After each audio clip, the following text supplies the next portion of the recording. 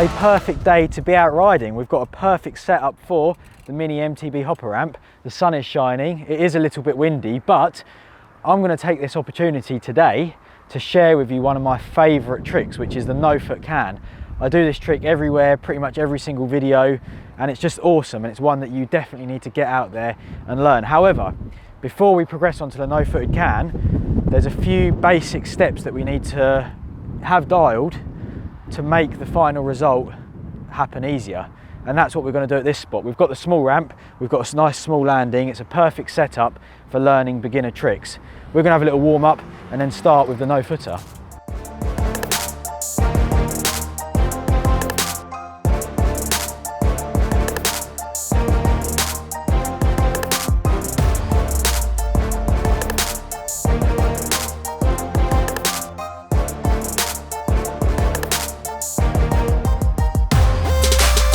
There we have it, we're all warmed up now and ready to teach you guys the no-footer, which is the base of the no-foot can. So before you even take it to a ramp and attempt doing it in the air, it's really important to just dial in the motion on the ground, because you can really work this out by doing it like this. And there's two ways to do it. The first one is like this.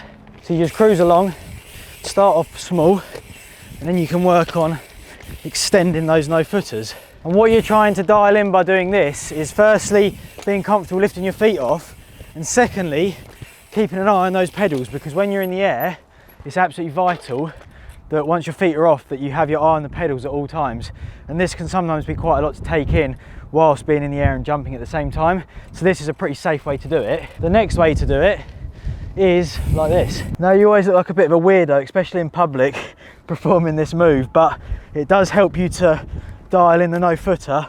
Once again, keeping an eye on those pedals, and who cares what you look like, because in 5 minutes time you're going to be smashing huge tricks off that ramp and looking super cool. Oh, that was my ankle. It's now time to take it to the ramp. So we've got this set up pretty safely. It's a setup that I'm comfortable on. It's important that you do the same. And then what you need to do is, this trick's all about relaxing. So approach the ramp at the same speed you would to clear it and level out. That's really important. Make sure you're nice and level. At that point, lock the back brake, because this will stop the pedals from spinning. Extend those feet, keep an eye on the pedals like you learnt on the ground, place them back on and roll out, having mastered the no-footer. So we're approaching the ramp at a comfortable speed, level out, feet off, and then straight back on. Get that speed, that's important. Extend and land. Yeah.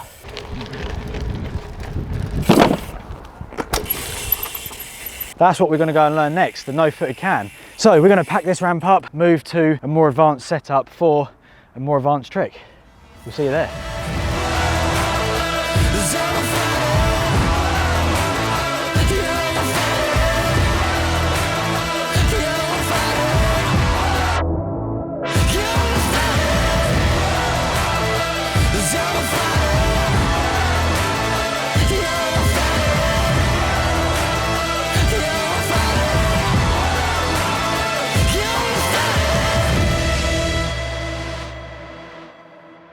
We've moved location, we've progressed things. We're going to be learning a harder trick. We've got the bigger setup, and it's time to learn the no-footed can. This spot's perfect. We've got good speed, a good ramp, a good landing. Perfect for doing no-footed cans, just like that. Let's go learn how to do it. Before you attempt the no-foot can on your setup similar to this, do the no-footer. We learned it for that reason. So approach at the speed you're going to jump it, level out and spread those feet. Once you've got that dialed, it's time to start pushing your foot over the frame. Now what you need to do to start with is work out what side you're going to kick to. I kick to the left, that's just what feels more comfortable, but there is no right or wrong. Once you've got this information, it's time to apply it. As you take off, exactly the same as the no-footer, you're going to level out, lift your feet up, and then your foot that goes over the frame needs to clear the top tube. So be sure to lift the foot up and kick to that side. The key to start with is to not try going so big. If you think about the massive extension, then all that's going to happen is you probably won't even land back on the bike, because it's going to be so overwhelming and unfamiliar that you'll just crash. So start off tiny. Even if your foot is just going above the top tube, that's fine to start with. Once you've tried a few, you can then begin to focus on that big extension. Just make sure that your foot clears the frame and the same when it comes back, because if you catch the top tube, then you're going to crash and it's not going to be too pleasant. As in regards to your body weight, try and keep it central with the bars, because then it keeps you in a good position to get back on the bike. And the biggest thing of all, which we learned right at the beginning, is keeping an eye on those pedals whilst all this is happening, because even if you get your feet back over, if you don't get the pedals, then you're going to land like this and it's going to be quite unpleasant. I'm now going to do a few no-foot cans to demonstrate, and hopefully with the information I've just given you, plus watching me do it, that's enough for you to put it together, make sense, and then go and send it. Pedaling in, no-foot can, land. Phew.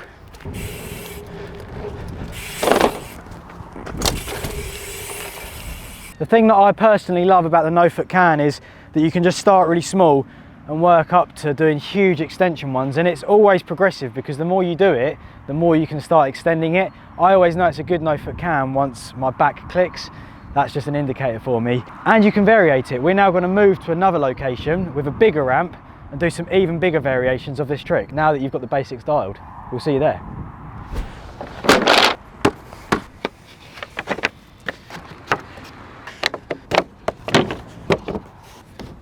Things are getting serious now. We've got the big ramp out on the wheels, huge landing, and I'm going to be showing you the most advanced version of this trick, or one of the more stylish ways, which is the Indian air.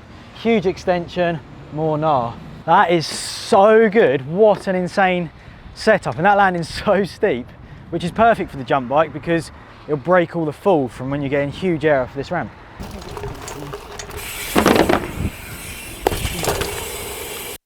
Once you've got the basic no-foot can dialed and you're super comfortable with it, you can start progressing onto the other style, which is the Indian air. This is all about extension, pushing that bike out as far as you can go and stretching as big as you can.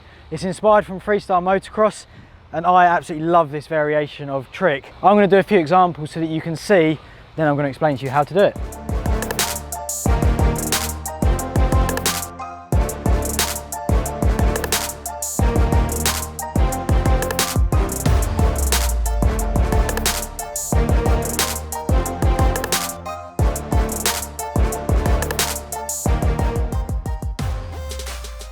For the Indian air, you want a slightly bigger ramp setup, so you've got that extra air time, and you're going to go slightly faster and pull up, so you're going as big as you can. The bigger that you go, the more time you have to extend the bike and to stretch as far as possible.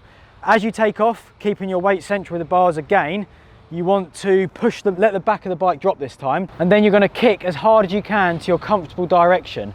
This time, instead of keeping your feet together, you're going to separate your legs, creating like as if you're kicking a football basically. When you do this, you should then be facing the other way. The bike will be all twisted in a funny position and you're going to be fully extended. It's quite scary the first time, but it feels amazing. You're going to aim to land back on the bike, keeping an eye on those pedals at all times. Spot those pedals, make sure your foot clears the seat and the tube again, and land the Indian air. Be prepared on impact, because where you've gone so big and getting on the bike as late as possible, it can be quite heavy impact sometimes. That's why we have a steep landing here. But this trick feels amazing. It's one of my favorites, and I'm stoked to share it with you guys and hopefully teach it to you today. That's a wrap. I'm stoked to share one of my favorite tricks ever with you. Hopefully I've helped you to learn it. Get out there, give it a go. If you've got ramps like this, set them up, create some crazy jumps and send some banger tricks. I hope you've enjoyed this one. If you have, give us a thumbs up, leave some comments below, ask any questions below that you have. I'm happy to help you with learning this trick, and I'll see you in the next one.